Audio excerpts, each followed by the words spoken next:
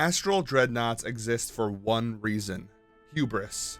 Not the hubris of mortals, but instead the hubris of gods who deemed themselves too mighty to be stared upon. That is a quote by Mordekainen talking about the Astral Dreadnought. It's time to talk about the guard dogs of the gods. Let's talk about them. So, the Astral Dreadnoughts first appeared in the Manual of Planes for 1st edition, and they haven't really changed too much since their first appearance in that book. Like I said previously, they are the guard dogs of the gods. They patrol the astral plane, trying to prevent adventurers, heroes, villains, really anyone from crossing over using the astral sea to the upper planes. They were actually created by the god Tharizdun. Their whole purpose of creating the Astral Dreadnoughts, like I said, were to guard the astral seas from adventurers and people who wanted to steal the secrets of the gods. So if you're an adventuring party, you might be asking yourself, what happens if I'm in the astral sea and I run into an Astral Dreadnought?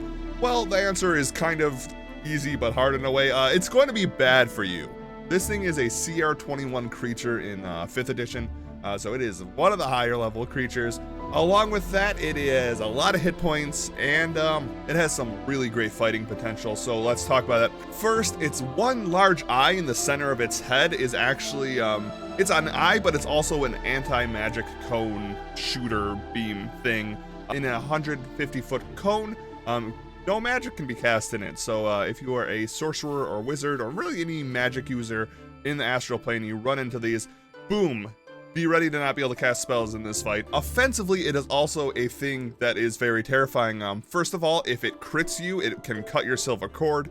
If you know anything about the astral sea, if your silver cord is cut, you are dead. So if it crits you, it potentially just kills you. Along with that, it has a bite that is a plus 16 to hit that does 5d10 plus I think 7 damage.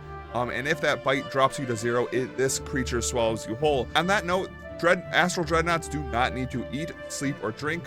So if they do eat you, you don't go into like a bunch of guts or anything, but instead you are teleported to the Astral Dreadnought's own demi-plane, which resides inside of it. And you're really going to need like some really strong magic to get out of there. I think in the book it recommends using the Wish spell.